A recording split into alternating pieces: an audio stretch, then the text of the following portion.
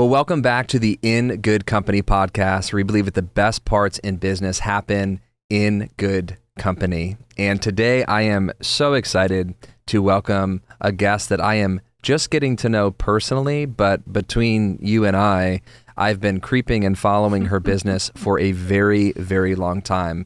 If you work in any sphere, any business, any job, and you see those people that have gone before you and they're blazing a trail and creating opportunities for you to step into, that is exactly how I feel about our next guest. So without further ado, Maureen, welcome to the pod. Thank you. That's so generous of you. It's so good to see you. Thank you for those kind words. You Of too. course, and I mean it. I mean, I think it's one of those things which we'll get into where, again, it's very easy, I think, in today's world of marketing, and everyone's got a phone and social media and all these things. But tell us a little bit about your story and how you kind of blazed a trail, and tell us where you grew up and all those fun things. Sure, yeah. I grew up on a dairy farm in central New York, which, one to skip a few, is what led me to have the focus in food bev ag for the agency. But I came to Rochester because I went to school at Nazareth College, which is now Nazareth University. Yeah. For graphic design and illustration. And it's interesting because that's more of a fine arts kind of thing, but I'm not a fine art. I don't consider myself an art person. I'm a creative person, but more so on the creative problem solving. I'm a strategic thinker, that sort of thing. So Nazareth is what brought me to Rochester, and the graphic design and illustration degree is what connects me to creativity and that sort of thing. But I graduated in 2008. Yeah. And nobody was hiring anybody in 2008 hey, for great. anything. Huge economic downturn. And so in 2007, leading up to that, I started Agency 29 as a freelancing side venture. And then when I graduated from college, I had multiple jobs in professional service for 10 years and did Agency 29 on the side. Had 2 kids, and then when my second one was born, I just decided if life's going to be crazy, it might as well be on my own terms. And let's go. Always wanted to have my own agency, and so took the leap. That was 2016, and since then we've grown the team to 10. We have an office in downtown Rochester. Amazing. Established the niche in food bev ag, and constantly learning and growing since then. I have so many questions. So sorry, but No. in general, I just want to sit in this point for a second. I feel like there's a lot of entrepreneurs or people that have kind of that side hustle thing. Mm-hmm. At what point did you know that the side hustle, that it was, and the word safe is the absolute wrong word, Yeah. but when was it safe to jump? When was it, you know what, it's time? Did you have kind of a barometer there? No, I just did it scared. Yeah. I mean, really, imagine that time, right? So my kids are 18 months apart. So I had my son. 18 months later, I have my daughter. So I have an infant and a toddler at home. I'm on a 6-week maternity leave, and I thought, this is the time. This couldn't be better. Yeah. But truly, I just thought, if I don't do it now, I'm never going to do it, number one. And then I really just kept asking myself, what is the worst that could happen? The worst that can happen is I can't pay my bills, right? I have a husband and he has a job and everything. And so I thought we can at least be covered there, right? That he's contributing to the household so that I can give this a real shot. If I get 6 months in or 12 months in or whatever, and I'm not making a penny, I can always go get another job, right? That was my fallback. I was there's always a backup plan. So that was my kicker in the back of my head, but also at the same time was kind of not an option. I was just determined to figure it out. And just thought, no matter what crosses my path, I will get through it, and really leaned on my network. There's so many people that were so generous with their time that I would just reach out to cold that I did not know that were agency owners and be I am struggling with this. Can we have coffee? Can you help me? And Mike Gaston is one in particular that really helped me. Bob Bailey from Truth Collective has been a go-to resource Incredible. for years. But just you get those people, and people are good. in their core, you know? And so if you need help and you are pointed about your question and you know how they can help you, people are generally willing to support you. I quite literally just had this experience. We have a client for about 2.5 years, and I'm incredibly impressed with them. Every time I meet with them, I'm not performing, but I want them to know that we do know what we're doing and we're doing a good job and all these things. And I finally mustered up the courage to ask her assistant, can I take her to lunch and this and that? And when we sit down at lunch, she looks at me and goes, why did this take you so long to ask me? But it was this moment of like, people are good. Yes. And also you're actually, there's an exchange that happens when you go to someone and say, can you help me with something? Totally. And it just, it allows them to come alive a bit, right? And I think that's absolutely incredible. I also think there's a portion that I want to dig into with that around when you were in that stage of growth and you don't know what you don't know. Did you have this like, you know, was it an insecurity? Did you feel like it was a sign of weakness? Again, I just think people listening, maybe it's almost like an imposter syndrome, you know, meets the insecurity of, I got to have it all together before I make this jump. Yes. What was that like? So I can remember a couple moments.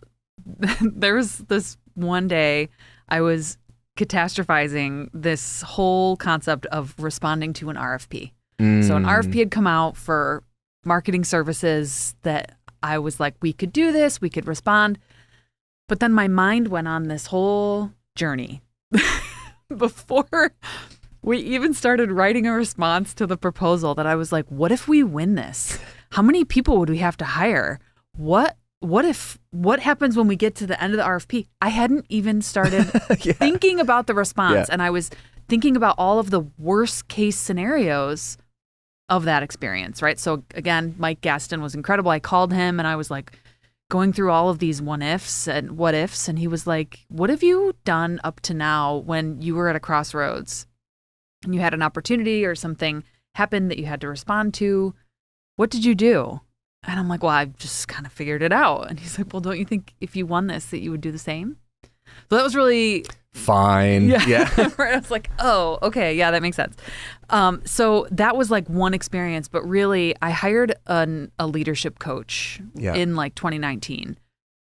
Her name's Maria Cast. She's local to Rochester. Absolutely incredible. That really helped me get to the core of that imposter syndrome and like why I would think I wasn't qualified for something or why I had to be asked for my opinion to speak up about something. She really helped me process that into like where that was coming from. And it was a lot of like negative self-talk, you know, the things that you say to yourself behind the scenes when an opportunity comes to you, right? And you're like, ooh, I'm not qualified for that. Like, should I try it?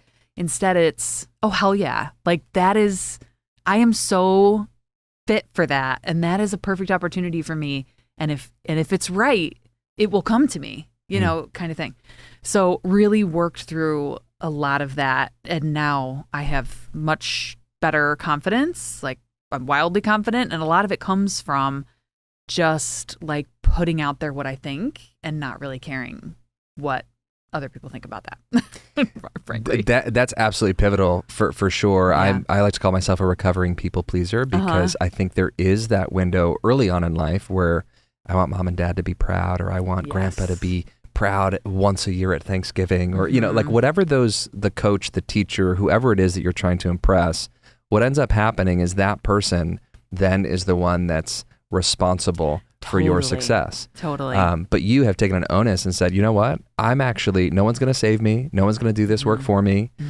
If it's going to be, it's up to me. And I think, again, I feel so encouraged by your story and hearing about that. I think one of the things that I'm always fascinated about with people that have businesses that are incredibly niched down, I always, you know, get nervous, or I know, you know, do you pigeonhole yourself? Are you stuck in kind of this one spot?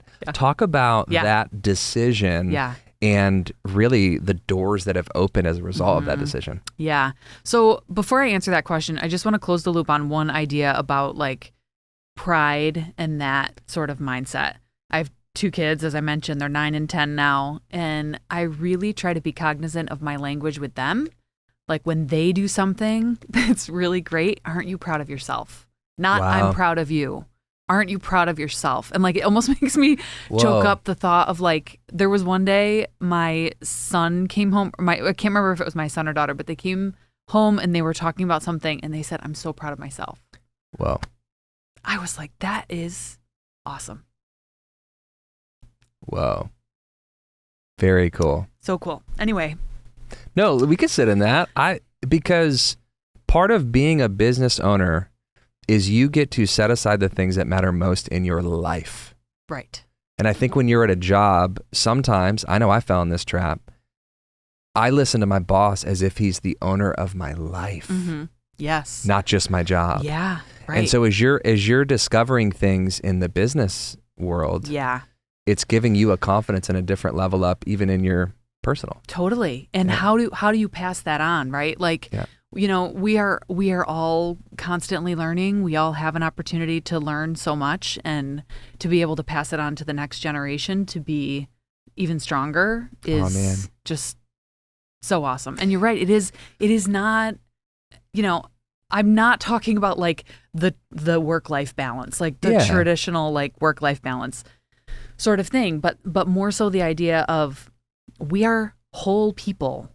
Correct. That have work and have life, and they don't have to be like your home life is separate from your work life. They are one. You know, we and all of the, just like you said, all of the things that we learn in work or learn at home about a lesson that your newborn taught you about resilience.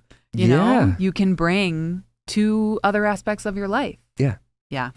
Yeah, I mean, right before this podcast, my wife just sent me a picture of the amount of earwax she just got out of my 5-year-old's ear. And I don't know why she sent it, but that's a part of my life. And we're here. So anyway. Talk about niche. You're just going to reach a whole other right. niche of earwax people with that. Oh my gosh. But, anyway.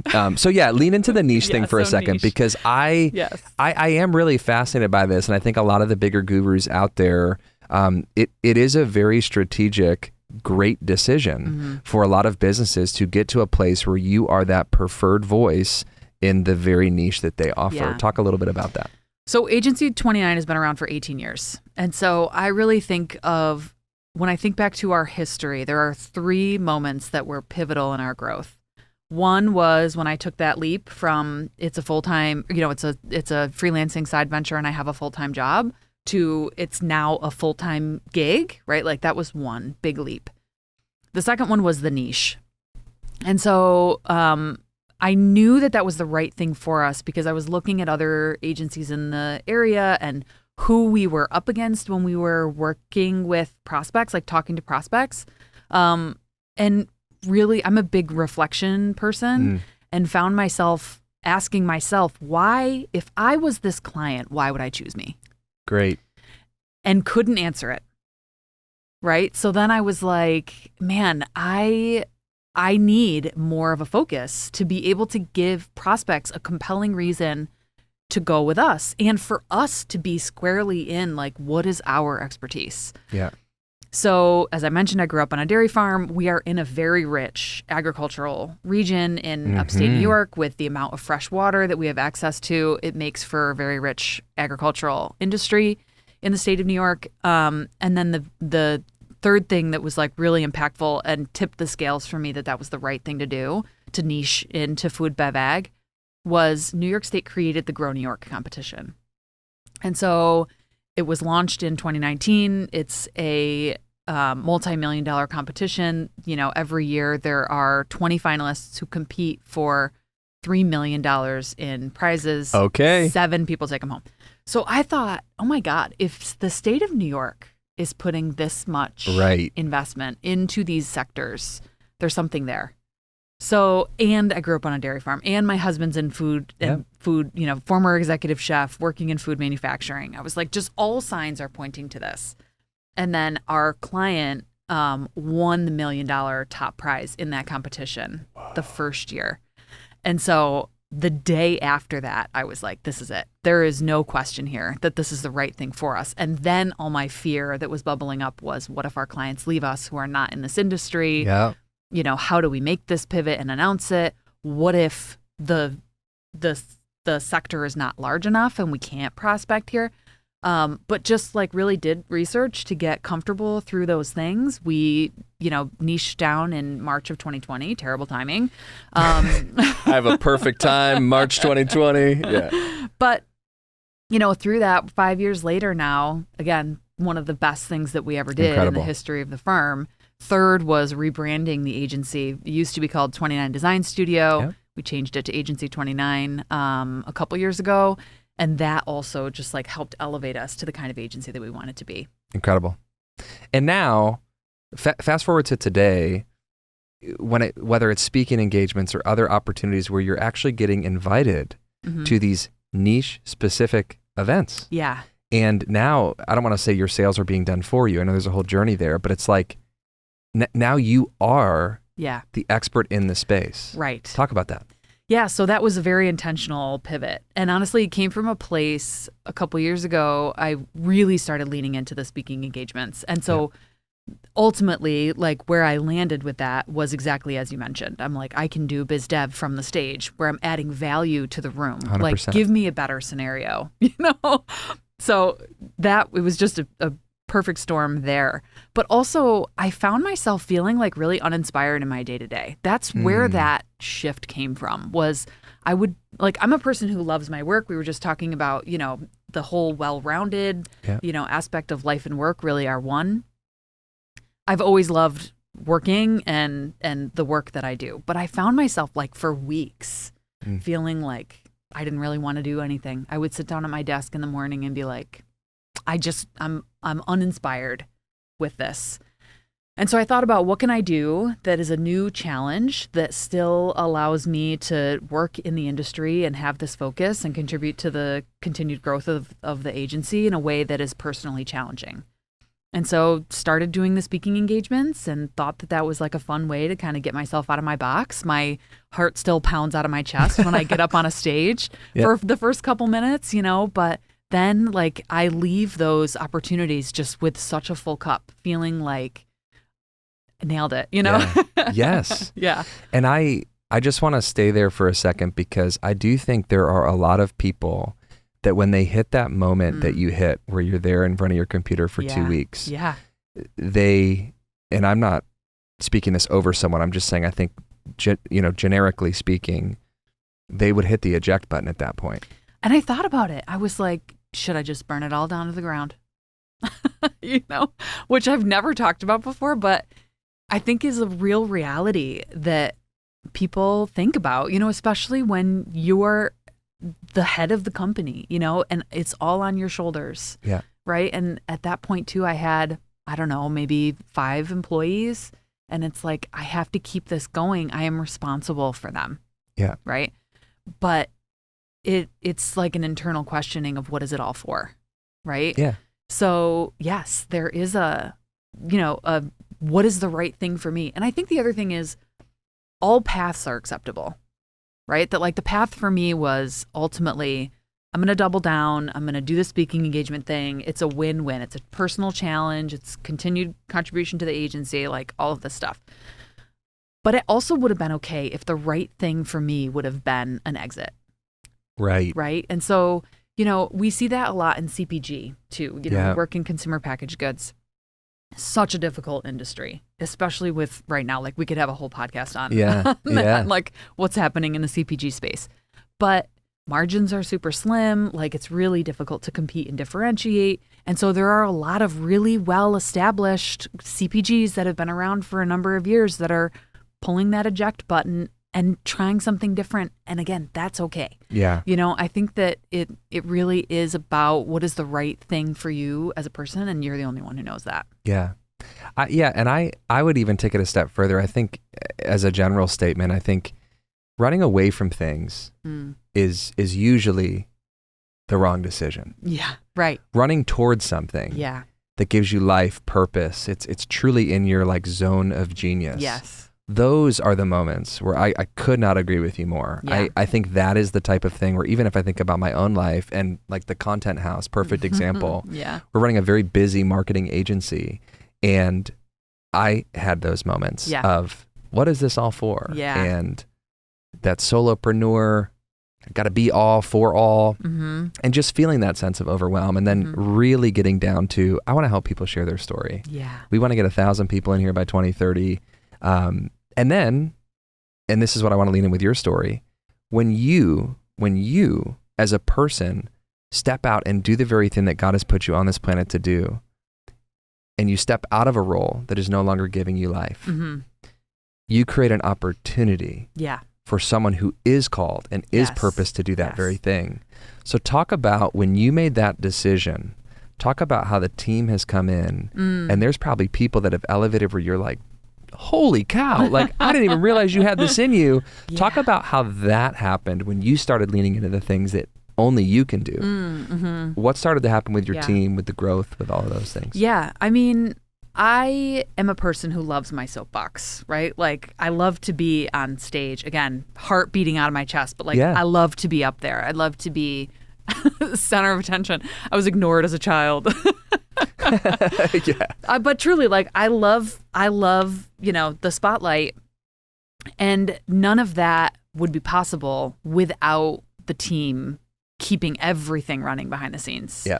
So in terms of how did they step up as we, kind of embarked on this new direction with both the niche and the rebrand and the speaking engagements, and anytime we've gone through a major pivot, I'm a pretty transparent person. I'm a real open book, like ask me anything and I will tell you. And Yeah. that's how I lead the firm. Yeah. Like we do totally transparent quarterly meetings. Everyone knows where we are financially, what the financial goal is.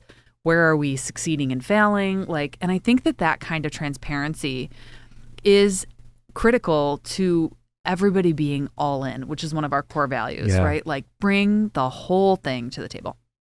So everyone knows where they can step up and where they can contribute because they have not the whole picture, right? But like more of it. Where I think corporations years ago, it used to just be, you come in, you punch the clock, you do your job, you do what I say, and you leave. Yeah. I want them to come into my office, raise their hand, ping me on Slack, whatever, call me, when they're like, I have an idea, or this is hard. Yeah. And this thing doesn't have to be as hard as it is. And I have some ideas, or I Yeah. wonder if we could talk about some ideas for an improvement in this process. Yeah. And so I feel really grateful that the team brings their whole self in that way and isn't afraid to speak up when they have, It's awesome. an idea. And I imagine when the team sees you speaking, because of that transparency, because you are who you are, whether you're on a platform or off of it, I'm sure when they see you speaking, they're like, hell yeah, like that's my girl, or whatever, because Yeah. you are consistent. Yeah. And I think that it speaks to the team that you've grown, that you've built. Absolutely awesome. One of the things that I mean this in the most respectful way that also must be a very interesting component is it's a very unique niche. And we joked Yeah. about some, different conversations and things where people are either running farms or they're just in this environment that is not, why don't you step into my boardroom and let's have a really, great Yeah, meeting. right. And certainly that exists. But we just signed a client that our sales call was me rolling up to a farm and they had an RV in the back. And the guy said, just follow my dad's truck down there. He's all sweaty. He's been out in the, and we go into this little RV thing and sit at the little kitchenette and there's Yep. 3 people, no AC. And I've got my computer, like, you guys got Wi-Fi in here? Like, but it's like those people need the services that you Totally. provide. And oh, by the way, Yeah. those are some of the greatest people 100%. on the planet. Yeah. Talk about that maybe shift that took place when you started to migrate over and really Yeah. just how meaningful it is to serve good people. Yeah, I think for me it is having a really good understanding of who we are a fit for, who the agency is aligned with in terms of an agency client relationship, right? Like, are we partners, same side of the table? And there's a lot that goes into that kind of decision, right? Are we values aligned? Are you a respectful communicator? Do you respect deadlines? Yeah. Because we are going to do all of those things and we expect the same. So knowing who is right for us has also comes with knowing who is not right for us. Yeah. And so that both means I have let clients go that weren't aligned in those things, right? Weren't core values aligned clients. Not afraid to say, thank you so much. It's been a pleasure, but no, thank you. You know? Yeah. And you can go find somebody else. We've done it multiple times. I'm now better at prospecting those, you know, and having those conversations Sure. earlier on, right? To Yeah. like avoid those things. But that's one. Another is there are some cases where like it's a really small farm that is making, Sure. you know, $500K a year, and they just can't afford Yeah. an outside agency relationship. And I am delighted to spend an hour with them and help point them in the right direction. Yeah. Like, you could consider this, you could consider that relationship. You know, you can't afford to hire us for social media, Yeah. but call your local college, call your local ag college and see if there's communication students Great. that can help you. You know what I mean? And like, I would recommend that you do this and just give them, you know, what I can to help them be successful. And then as they continue to grow, and 5 years from now, when they're No making doubt. a couple $1 million, they're going to call me back and be like, Yep. you helped me, and, you know, I'd love to talk to you about whatever, a small project here or there. So that sort of thing of like, how do we help the industry as a whole? And the speaking engagements come into that too, because Of course. like I said, my goal is to get on stage and add value, not just like talk like the, you know, Charlie Brown Of course. teacher Yeah. in the front of the room. Like, "Rah, rah, rah, rah, rah." Yeah, I want them really to like be engaged and be taking notes, nodding their head, and like, you know, whispering to their friend about something that I said. That sort of thing is also really valuable in a way where I really try to have like a one-to-many kind of Great. mindset too, right? That like I can do only so many of those one-to-ones with a small farm that like is looking for some advice. I'm happy to Yeah. do them when I can work them in. But also try to, like, if I get a question a lot, I try to bring somebody onto my podcast, Spilled Salt, and like have them talk about, you know, an industry issue or something that, Yeah. that everybody can learn from, so that it's Yeah. that one-to-many kind of opportunity. Yeah, it's great.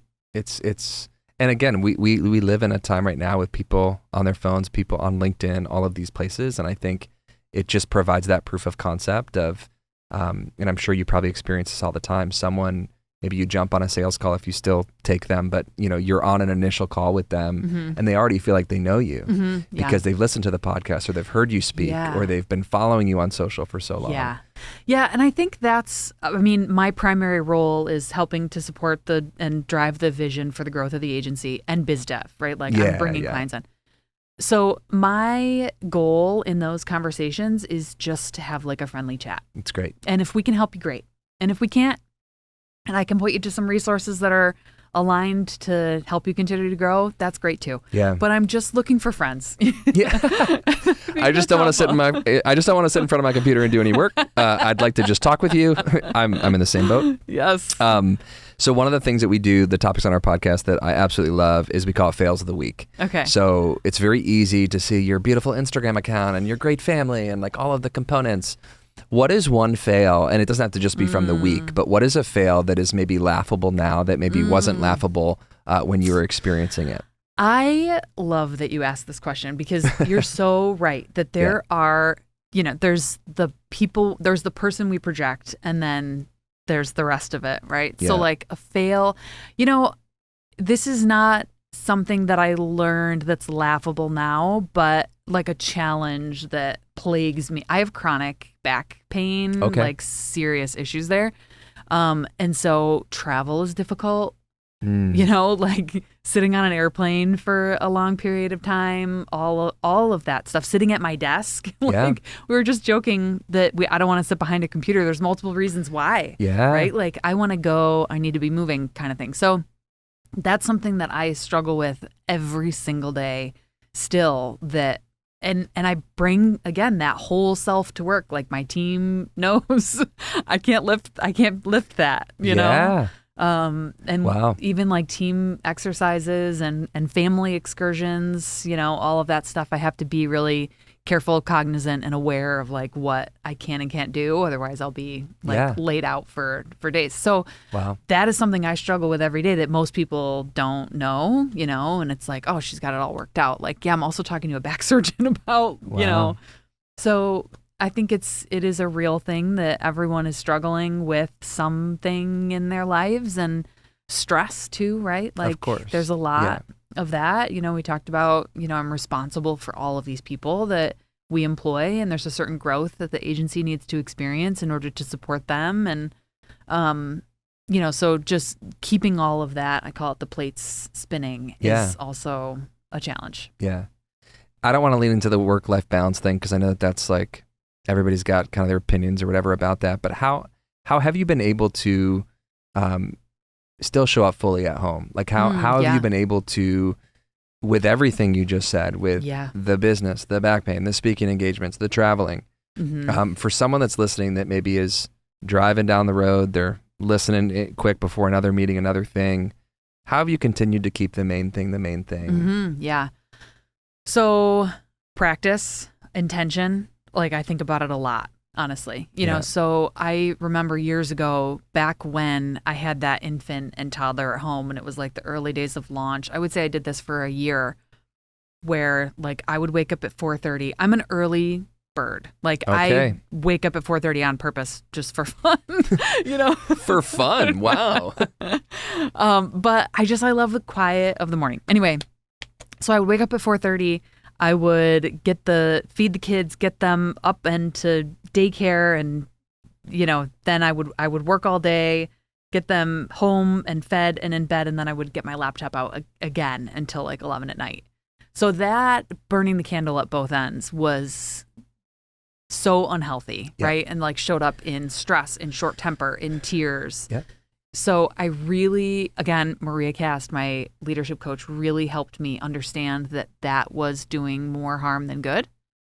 And so now I'm a self-care queen. Let's go. I get monthly massages. I do contrast therapy and the cold plunge and the sauna once a week. Like that sort of stuff I super prioritize. I do not work outside of my regular work hours. Like we just hired a COO a couple months ago. And it's one of the first things he said to me, like 1 week in, he was like, I'm really surprised that I didn't hear from you this weekend. And I was like, well, did you need something? He's like, no, I've just always worked in environments where the owner or the CEO like worked all the time. So I don't do that. And it like really did you need something? Yeah, right. I love it. Yeah, like having those boundaries in terms of work hours really helps. Like, of course, I bleed in the early morning sometimes and in the evening sometimes, but like I am not on my computer at like 8, 9, 10, 11 p.m. Yeah. I'm in bed by 9. I'm up at 4:30, like that schedule really helps. And then in terms of the travel, this is an intention that sometimes I'm aligned with and sometimes I'm out of alignment with, but I try not to take more than one trip a month just to make sure that like I'm there for cheer practice and my son's baseball games and all of that stuff. And I also can't not say, like, my husband is, he's the primary parent. He is the major contributor to our household in terms of, keeping us all running. Like, so it's just like work is a team effort. The home is a team effort too, and trying to just be cognizant and aware of what feels right. It's amazing. Is my secret, I guess. Yeah. No, it's awesome. I think, again, hearing your story, and as I said at the beginning of this, the true trailblazing that you've done, Rochester is a place that is filled with what used to be. Kodak used to be incredible. Xerox and, blah, blah, blah, you name it. And you are helping breathe life back into the city. And so generous. Thank you. Yeah. And truly, I mean, I think it's the beauty of marketing, and I'm biased here because I run a marketing agency as well. But the beauty of marketing is you're helping share the story of what really does make this region top tier. Yes. And do you have any, and you don't need to call out specific businesses, but do you have any stories or testimonials or things that you guys have been able to capture over the years that you walked away and you were like, this is exactly why we are doing what we are doing? So the biggest thing that always fills my cup the most is when we have an opportunity to work with multi-generational businesses. Yeah. Right. So it's like 100-year-old plus family brand. I love you. Yeah. come to me. Yeah. And there's so many of them. Like we work with Fee Brothers here in Rochester. Amazing. They're 5th generation family owned, 160 years in business. Wow. I'm on the board for Palmer Foods. They're celebrating their 175th anniversary this year, family owned. So when you think about 5 generations and hundreds of years of business, and we are able to make a mark on a small part of that journey, that's pretty cool. It's very cool. Yeah. And again, it's helping them communicate in this digital world. Yeah. What they have been communicating for all these years, but you're just putting it in a package that the rest of the world can yeah, because it's all about stories, right? Like that's what you've mentioned a number of times, that what you love so much about the content studio and about the work that you do is the stories. And that's 100%. That's really what it's all about. That's what compels people to be connected to each other, is like building that human connection. And we understand that from the stories that people tell, whether that's a brand or a person. For sure. And I think the other just caveat I will put on that is there has never been more of a desire for that since these stupid cell phones and social media and all these things. Like people crave human connection. And, Yep. So my prediction with the permeation of AI, come on, let's do it, is like, I don't know about you, but for me, I get so many spam calls, automated emails, spam LinkedIn messages. Like it's just coming at me 6 ways from Sunday, right? So I predict that with how fast that's happening and increasing, that people are going to just right out of it. And we're going to go back to relationship sales and, more of the in-person, one-on-one, like I'm going to fly out or drive out to see you kind of thing, as opposed to, just another email sort of thing. I really think that piece of connection and authenticity is where we're going, because the other thing about AI, did you see the bunnies jumping on the trampoline? Oh, yeah. I thought it was real. Same. I know. Immediately sent it to my husband because he loves bunnies. You're like, can you believe this? Yeah. Like, look at what this thing caught. He was like, that's AI. I was like, oh my God, it totally is. So really, we are getting to a place where you have to just assume that it's not real. Yeah. As opposed to the opposite. And think about what we just went through with COVID over the last 5 years, right? That we got to a place of authenticity that we've never had before. Yeah. Because people's facade was so broken down. It wasn't you were in the office. You were zooming in from your home. So you were inviting your colleagues and your clients into your home. It just changed everything. And, so social media content became more authentic leaning and everything like that. And so now with AI permeating all of that, I am not anti-AI. I'm very bullish on AI. I think it is something I use every day in my work. I will continue to do that. It will continue to permeate many aspects of my life.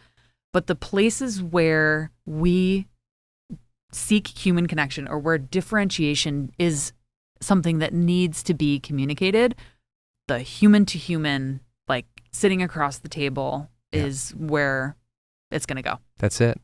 Yeah, I think about too, even on like a negative side of my life, my journey, the amount of times that I'm sitting with my kids, and I could like get emotional talking about this because this is like one of the things in my life that has to stop, right?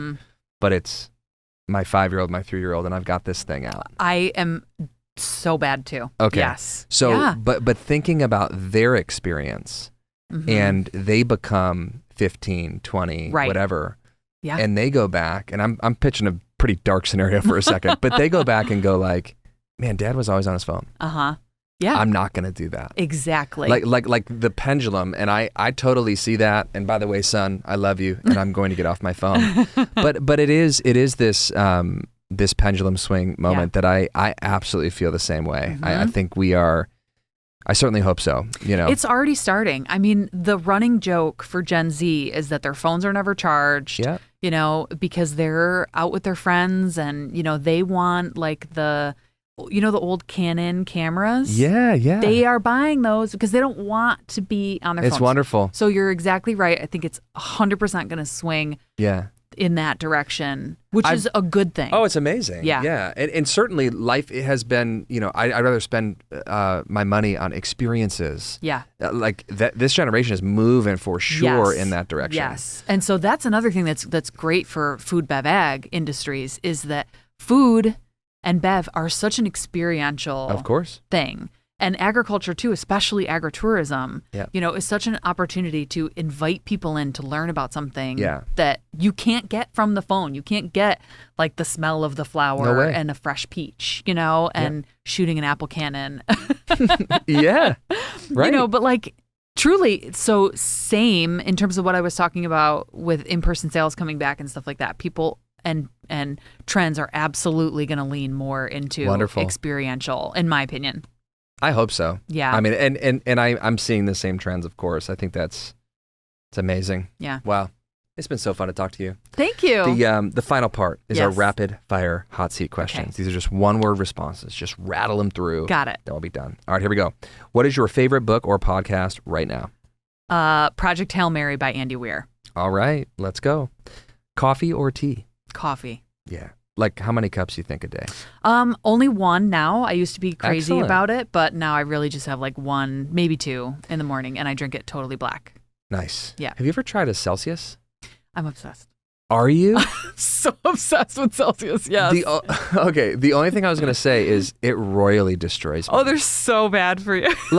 No, I just mean like I don't have anxiety on like a regular basis, but if I drink one, I'm like, whoa. Yeah. Like rocket fuel. Yep. Okay. Anyway. Allie, please get her a Celsius. Okay. How do you reset after a busy season, a busy week, busy day, something like that? So I'm a big fan. I know this is like supposed to be a one-word response. I don't have a one-word response to this. I take an annual retreat every year. Awesome. So I take 3 days. I go to somewhere within a couple-hour drive. First day, reflect on the year behind. Second day, year ahead. Third day, tying a bow on it or whatever.